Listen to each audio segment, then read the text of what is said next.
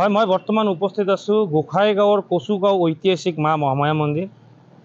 আজি ৰাতিপুৱা ৩:৪২ মান বজাত চোৰৰ এটা দলে নিশা মা মহামায়া মন্দিৰৰ মা মহামায়াৰ মুকুট আৰু সোণ প্ৰায় 10 ভৰিমান চোৰে লৈ উধাও হ'ল। মোৰ সহযোগে দেখুৱাবলগীয়া হ'ল কচুগাঁও মা মহামায়াৰ দৃশ্য, যি ঐতিহাসিক এখন মন্দিৰ। আজি ক'ব লাগিব যে ৰাতিপুৱা যেতিয়া ইয়াত ভক্তগণ আহি দেখা পায় যে মন্দিৰৰ যি গ্ৰিল সেয়া তলা ভাঙা, লগতে ভিতৰৰ যি দৰ্জা এইখিনিও ভাঙিছে। চোৰে প্ৰায় অনুমান কৰা হৈছে, ইয়াত CCTV ফুটেজো পোৱা হৈছে, প্ৰায় 3জনমান চোৰৰ দল এটা আহিছিল নিশা নহয়, আচলতে ৰাতিপুৱা প্ৰায় 3:42 মান বজাত, আৰু আহি যি প্ৰণামী বক্স দানপত্ৰ আছিল মন্দিৰৰ, লগতে মন্দিৰৰ যিটো গডৰেজ আছিল, গডৰেজটো ভাঙি তাত প্ৰায় 4-5 ভৰিমান ষ্টক সোণ আছিল, লগতে যি মা মহামায়া আছে, মা মহামায়াৰ মুকুট এখন আছিল ৰূপৰ, প্ৰায় 750 গ্ৰাম, আৰু তাৰ লগত সোণ আছিল প্ৰায় মুঠতে প্ৰায় 10 ভৰিমান সোণ আৰু মা মহামায়াৰ যি মুকুট সেয়া কিন্তু চোৰে লৈ উধাও হৈ গ'ল। ইতিমধ্যে আৰক্ষী আহিছে, আৰক্ষী তদন্ত অব্যাহত ৰাখিছে। চোৰক কিন্তু এতিয়ালৈকে আৰক্ষীয়ে কৰায়ত্ব কৰিব পৰা নাই, আৰু আমি ইতিমধ্যে CCTV ফুটেজো পাইছোঁ। মই জানিবলৈ যত্ন কৰিম, যি মন্দিৰ পৰিচালনা সমিতি আছে মোৰ লগত, কথা পাতিবলৈ যত্ন কৰিম। আজি যিটো কচুগাঁও ঐতিহাসিক মা মহামায়া মন্দিৰৰ ঘটনা, কি ক'ব, কেনেকৈ ঘটনাটো আপোনালোকে কি পাইছে প্ৰত্যক্ষ কৰি? তো আজি যিটো ঘটনা হ'ল সেইটো দুৰ্ভাগ্যজনক আমাৰ কাৰণে। আমাৰ ধৰ্মৰ প্ৰতি এইটো এটা আঘাত হানা আমি পাইছোঁ, যে আমাৰ মাৰ মন্দিৰত যিটো আমাৰ সোণ আছিলে, অলংকাৰ আছিলে মাৰ, তো সেইকেইটা চব লৈ গ'ল সিহঁতে। তো সোণ আছিলে 9-10 ভৰিমান হ'ব, আৰু ৰূপৰ আপোনাৰ মুকুট আছিলে সেইটো লৈ গ'ল।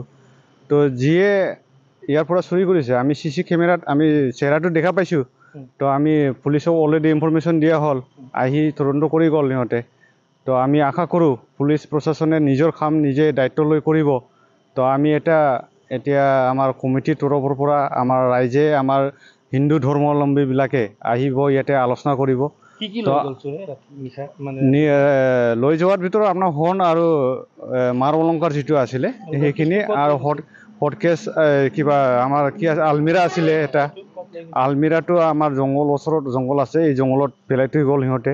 আৰু ডান বক্স আছিলে, ডান বক্সটো লৈছে। আমি কেমেৰাত 3জন দেখা পাইছোঁ, আৰু কেইজন আছে বাহিৰত। এইটো চেহেৰা পেজ ক্লিয়াৰ হৈছে, এজনৰ একদমবাৰে ক্লিয়াৰ। তো এজনৰতো ভালকৈ আমি পেজটো ক্লিয়াৰ হোৱা নাই, তথাপিও আমি ধৰিব পাৰিম মানুহ কি, কোন জেগাৰ মানুহ হয়, কি নহয়, এইটো প্ৰশাসনে ওলাব লাগিব। আমি 24 ঘণ্টাৰ সময় দিম প্ৰশাসনক।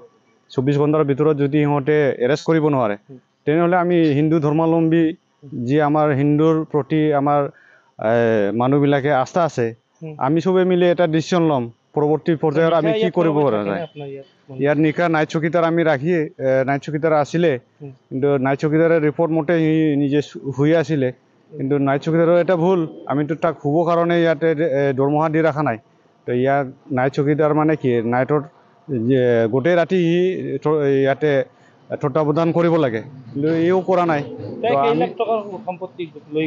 তো লাখ টকাটো মই একজাক্ট ইমান এনেকুৱা হিচাপত কৰিব পৰা নাই, কিন্তু যিটো আপোনাৰ অলংকাৰ আছে মই সেইটো আপোনাক জনাই দিলোঁ।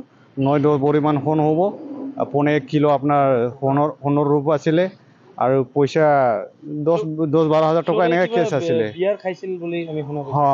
এইটো আমি এটা বিয়াৰ বটল পাইছোঁ। মন্দিৰততো কোনেও এনেকুৱা নিচা বস্তু নচলে। তো দিনৰ সময়তো আমি চবেই থাকে, পণ্ডিত আছে, আমাৰ ষ্টাফ আছে, আমিও আহি বহি থাকোঁ।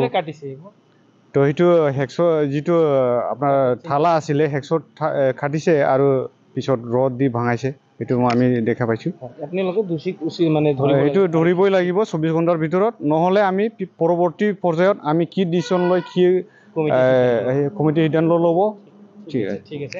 হয়, মই পণ্ডিত এগৰাকী আছে মোৰ লগত।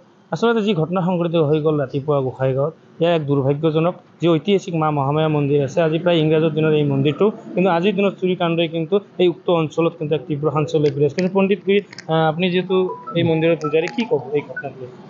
আমি এই মন্দিৰৰ পূজাৰী, কিন্তু যি দুৰ্ভাগ্যজনক ঘটনা ঘটিছে, যেন দোষীক অতি সোনকালে কৰায়ত্ব কৰে। আপুনি কেনেকৈ গম পালে? আমাক মাতিছে ৰাতিপুৱা, প্ৰায় ঘটনা হোৱাৰ প্ৰায় 5:15, 5:30 মাতি আনিছে, আমিও চালোঁ। কি ভাঙিছে মন্দিৰৰ ফাৰ্ষ্টটো গ্ৰিলৰ তলা ভাঙিলে। ইয়াৰ ভিতৰত যিটো তলা আছিলে সেইটো ৰটেদি খুলিলে। তাৰপিছত সোমাই কিনে লৈ গ'ল লৈ গ'ল গোটেইখিনি। কি কি লৈ গ'ল? থকাৰ ভিতৰত সোণ আছিল, মাৰ দেৱীৰ অলংকাৰ আদি আছিল, মুকুট অলংকাৰ এইবিলাক আছিল, এইবিলাক লৈ গ'ল গোটেইখিনি। ঠিক আছে, হয়, ধন্যবাদ থাকিল। হয়, দেখা গৈছে এনেদৰে কিন্তু আজি গোসাইগাঁৱত ৰাতিপুৱাৰ ভাগত 3:40 মান বজাত 3জন চোৰৰ এটা দলে আহি কচুগাঁও মা মহামায়া মন্দিৰৰ দৰ্জা গ্ৰিলবোৰ ভাঙি ইয়াত দান ভাণ্ডাৰ লগতে ইয়াত এটা গডৰেজ আছিল, তাত সোণ আছিল, যিখিনি মানুহে ইয়াত ডনেশ্যন হিচাপে দিয়ে এইবোৰ ৰাখিছিল। কিন্তু অনুমান কৰা হৈছে যি চোৰবোৰ আছে এই চোৰবোৰ এই অঞ্চলৰে হ'ব বুলি ৰাইজে অনুমান কৰিছে। এতিয়া কথা হ'ল আৰক্ষীক 24 ঘণ্টা সময় দিছে ইয়াৰ মন্দিৰ কমিটিয়ে যে অতি শীঘ্ৰে যি চোৰ আছে চোৰ তিনিটা কৰেক্ট কৰিব লাগে, যিহেতু কচুগাঁও মা মহামায়া মন্দিৰৰ পৰা কচুগাঁও থানা বেছি দূৰ নহয়, প্ৰায় 200 বা 300 মিটাৰমান হ'ব ডিষ্টেঞ্চ। তেনে ক্ষেত্ৰত এই ঘটনা যি সংঘটিত হৈ গ'ল, এই ঘটনাক লৈ কিন্তু গোসাইগাঁও অঞ্চলত এক তীব্ৰ চাঞ্চল্য বিৰাজ কৰিছে।